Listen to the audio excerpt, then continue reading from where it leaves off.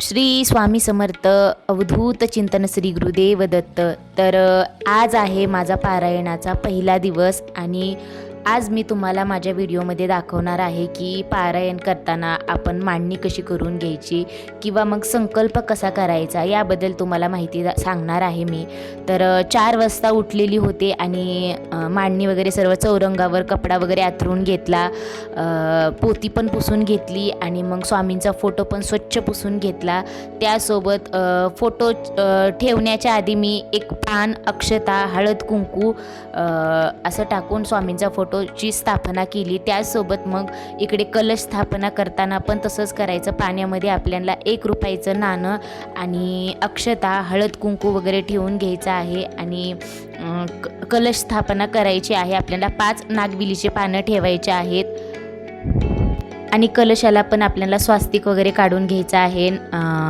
मग नारळ ठेवायचा आहे आपल्याला आणि वस्त्रमाळ पण स्वामींना घालायची आहे आणि गंध वगैरे नंतर लावून घ्यायचा आहे स्वामींना. वस्त्रमाळ आपल्याला 7 दिवसासाठी ठेवायची आहे, वस्त्रमाळ काढायची नाही.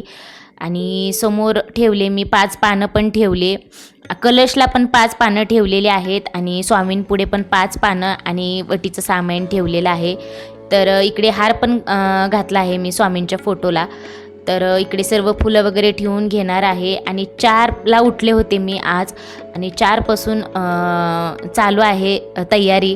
तर पहिला दिवस म्हणल्यावर अर्धा वेळ तयारीतच जातो. एक बारीक ग्लासामध्ये मी पाणी भरून ठेवलेलं आहे, तर पाणी नक्की भरून ठेवत जावा. दुसऱ्या दिवशी आपण थोडं थोडं पाणी सर्वांनी घरात प्यायचं आणि थोडं घरामध्ये पण शिंपडायचं. त्यासोबत एक फळ ठेवायचं आपल्याला, कुठलंही फळ असू द्या. खडीसाखर ठेवलेलं आहे मी, थोडी पाण्याच्या वरी एक खडीसाखर ठेवलेली आहे आणि माझ्याकडे सध्याला आंबाच होता तर मी फळ म्हणून आंबा ठेवलेला आहे. तर सर्व फुलं वगैरे ठेवून पोतीला पण फुलं, अक्षता वाहायची आहे. कुंकू, हळद आणि अक्षता वाहूनच पोतीचीही पूजा करायची आहे. आणि इकडे रांगोळी पण काढून घेतली आहे, छान अशी रांगोळी.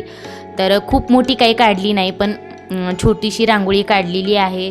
हे सर्व प्रोसेस करता करता मला खरं तर अर्धा 1 तास गेला माझा, कारण पहिला दिवस आपल्याला मांडणी वगैरे करायची असते ना. आता मला करायचं आहे, इकडे पाहू शकतात अशा पद्धतीने मी सर्व मांडणी करून घेतलेली आहे. चौरंगावर फोटो वगैरे ठेवून सर्व काही व्यवस्थित मांडणी करून घेतलेली आहे. खूप सोपी पद्धत आहे, काय असं अवघड नाही आहे. खूप जण खूप घाबरतात गुरुचरित्राचं पारायण खूप अवघड आहे म्हणून, खूप अवघड नाही.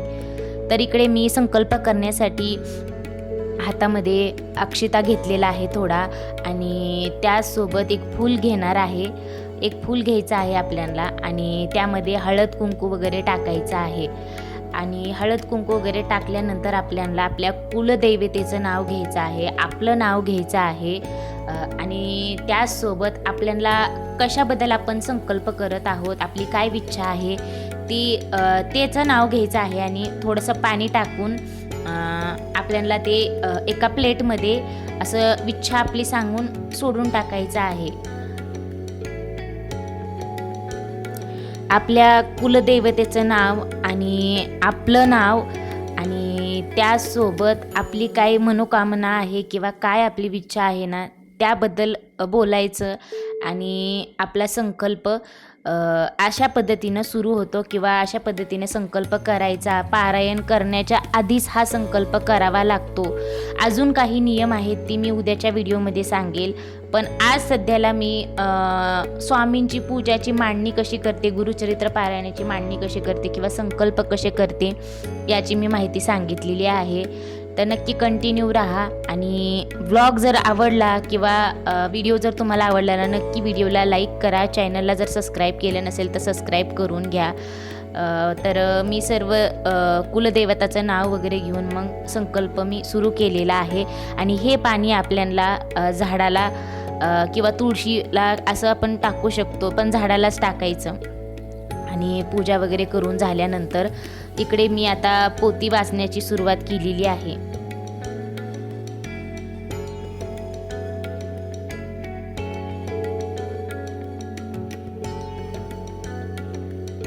तर आरती करताना आता पोथी वगैरे सर्व काही वाचून झालेली आहे आणि आरती करताना आपल्याला 3 आरती करायची आहे. एक आरती म्हणलं तर गणपती बाप्पाची आरती करायची आहे. प्रथम आपण गणपती बाप्पांचीच आरती करतो. गणपती बाप्पांची आरती करायची आणि त्यानंतर पोथीची आरती करायची आणि त्यासोबत मग दत्तगुरू महाराजांची आरती करायची. तर आजचा व्हिडिओ कसा वाटला नक्की सांगा आणि व्हिडिओ आवडला असेल तर लाईक